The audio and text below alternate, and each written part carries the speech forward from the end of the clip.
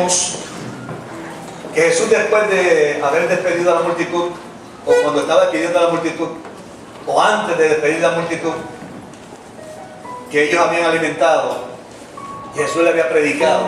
Acuérdate que Jesús enseñaba, predicaba y sanaba. Y a veces estaba predicando toda la mañana, llevándole fe a la gente.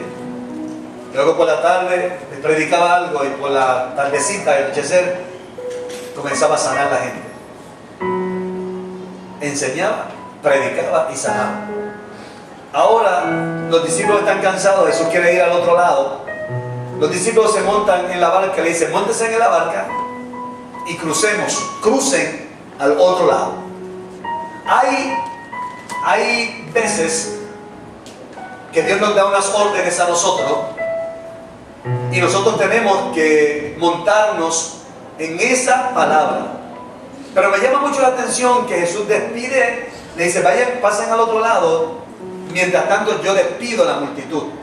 Pero cuando la multitud fue despedida, dice que en el verso 23 del capítulo 14 de San Mateo, que Jesús subió al monte a orar aparte y llegó la noche, estaba allí solo orando. No puede haber una vida victoriosa sin oración. ¿Me escucharon?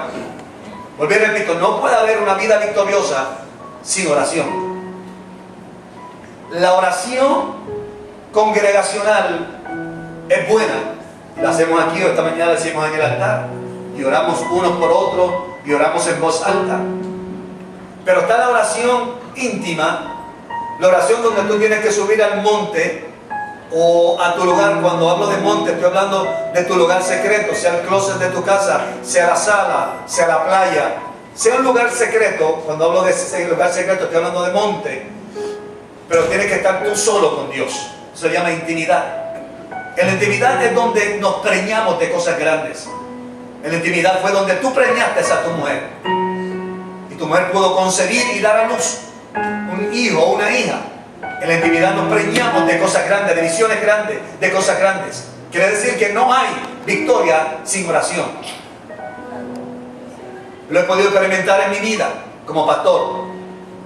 Cuando dejo de orar, las cosas como que se ponen difíciles y nuestra mente se pone carnal. Entra la duda, la ansiedad, entra la depresión y la fe se apaga. Escúchame con mucho cuidado, toca al que está a tu lado y dile, escucha al pastor con mucho cuidado ahora lo que va a decir. Cuando dejas de orar es porque también has dejado de leer la Biblia. Hay una combinación entre leer la Biblia y orar. Hay una combinación entre orar y leer la Biblia. Cuando oramos queremos más leer la Biblia. Cuando leemos la Biblia queremos más orar. Amén. Cuando dejamos de orar no tenemos victoria. Cuando dejamos de orar las cosas se ponen difíciles. Cuando dejamos de orar hasta la confesión cambia. Entonces comenzamos a hablar negativo, no se puede, viene la depresión, etcétera. ¿Por qué? Porque hemos dejado de conectarnos con el Padre de las luces, en el cual no hay mudanza ni sombra de variación. Por eso es tan importante la oración, y el enemigo lo sabe y te distrae con un montón de cosas. Te cansa durante el día para que después por la noche no puedas orar. Amén. Te distrae durante el día para que no puedas sacar un buen rato para estar delante de Él en oración. Óyeme, nuestra mente se embota hacia las cosas espirituales. Vemos aquí a Jesús orando en un lugar solo, en un lugar aparte. Amén. Y si tienes una concordancia, puedes buscar Jesús orando o la oración de Jesús y te va a decir todas las veces en los diferentes evangelios cuando Jesús iba solo al monte. A veces que pasaba toda la noche orando, se iba a orar desde las 11 y estaba hasta las 6, 7 de la mañana orando, y luego venía a ministrarle a la gente. ¿Por qué razón? La gente nos vacía, la gente nos exprime, la gente nos quiere chupar. Entonces nosotros depositamos en la gente lo que Dios nos ha dado y luego tenemos que ir al monte a llenarnos de Dios para luego dárselo a la gente. Si nosotros seguimos dando a la gente, dando a la gente, dando a la gente, sin buscar la energía, sin buscar la fuente, entonces ahí es donde viene la depresión, ahí vienen las caídas, vienen las cosas. ¿Por qué? Negativas, ¿por qué? Porque nos hemos desconectado de la fuente. ¿Están aquí?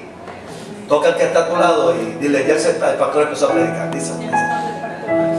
Jesús dijo en el capítulo 6, verso 6 de Mateo, Él dijo, cuando tú ores, entra en tu aposento y cerrada la puerta, ora a tu Padre en secreto y tu Padre que ve en secreto te recompensará en público. Vuelvo y repito, la oración en secreto. La oración en secreto es la oración que te va a recompensar en público. En público. Por eso es que cuando tenemos éxito, tenemos cosas lindas en el público, es porque algo estamos haciendo en secreto. ¿Y sabes qué?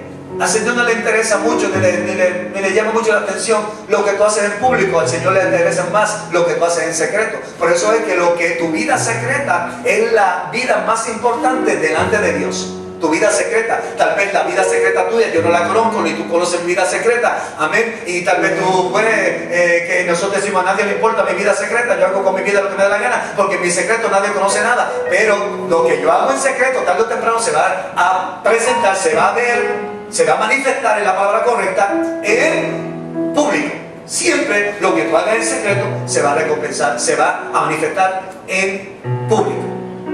¿Están aquí? Jesús ora hasta por la noche y ahora vemos aquí en el verso 24 dice, y ya la barca estaba en medio del mar azotada por las olas, porque dice que Jesús estaba orando aparte. Cuando llegó la noche estaba allí solo, llegó la noche, pero ya ellos se habían ido por la tarde y al cruzar se levantó una tempestad, pero ya Dios, Jesús le había dado una palabra diciendo, van a cruzar, crucen al otro lado y yo los voy a esperar en la ribera.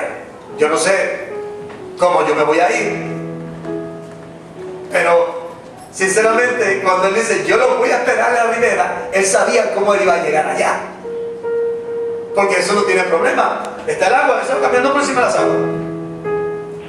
Él no tiene problema. Ahí hay que hacer. Él hace un milagro y multiplica panes y peces. De lo poco Jesús sabe sacar mucho. Amén. Y hay veces que nosotros tenemos muy poco, pero con tan poco hacemos tanto. Y hay gente que tiene mucho, mucho, mucho y no hacen nada con lo mucho que tiene. Pero Jesús lo que necesita en nosotros es un poquito de fe, nada más, para hacer cosas grandes con nuestra vida, con nuestra familia, con nuestro pueblo, con nuestra nación. Un poquito de fe. Diga, un poquito de fe. Jesús está en el monte orando y de momento, cuando es de noche, no sé, 9, 10 de la noche, 11 de la noche, mira así y ve la barca en el medio del lago y ellos remando y el viento era contrario y remando y remando y remando, remando. Óyeme, ¿alguna vez tú te has dado o te han dado una palabra? ¿Alguna vez, déjame decirlo mejor. ¿Alguna vez Dios te ha dado una palabra y por las circunstancias de la vida no has podido llegar al lugar donde Dios quiere que tú llegues, o donde Dios quería que tú llegaras? Te han dado una palabra, te han dicho vas a hacer esto, vas a hacer lo otro, Dios va a salvar a tu familia, Dios va a salvar a tu esposo. Pero cuando ya está por manifestarse esa palabra, porque fíjate, casi siempre el desánimo llega a nuestras vidas cuando vamos por mitad, cuando ya está casi por manifestarse, entonces viene el desánimo.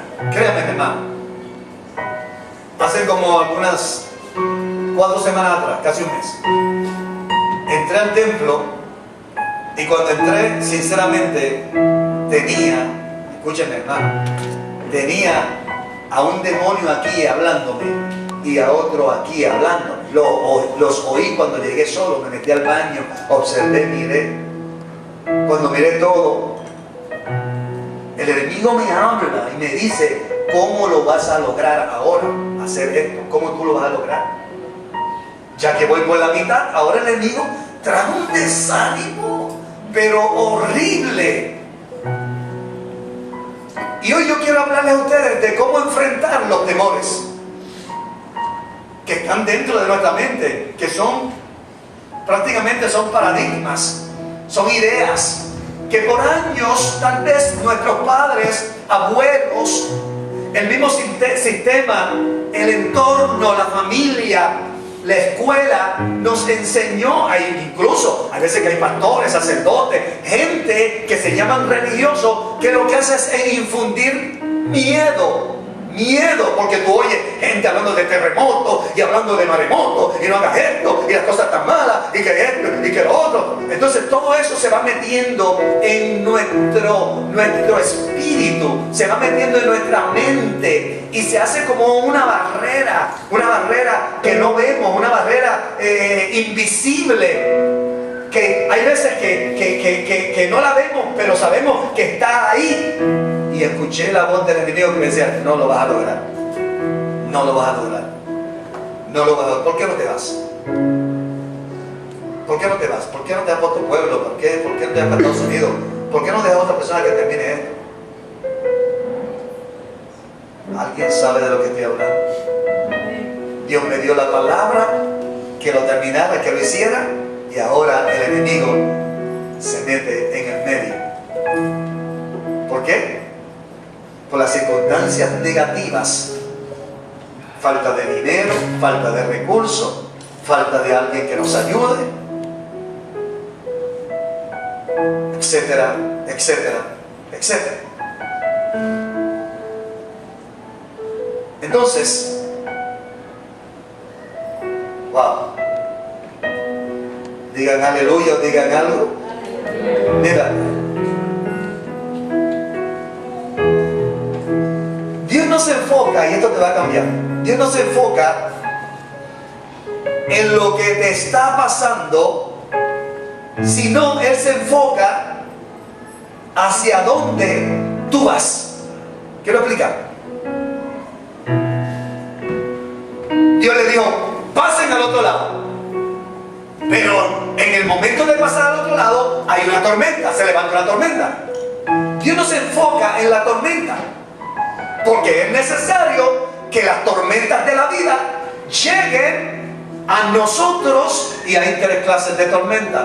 Está la tormenta donde tú la pasas caminando por encima de las aguas. Está la otra tormenta donde tú te encuentras en la barca y tú reprendes al viento y se hace bonanza. Pero está la tormenta que Pablo experimentó allá por el capítulo 28, de 27, 28 de Hechos, que era tan fuerte la tormenta que el barco se partió por la mitad y él se tuvo que montar en un pedazo de madera y flotar en el agua hasta llegar a la orilla.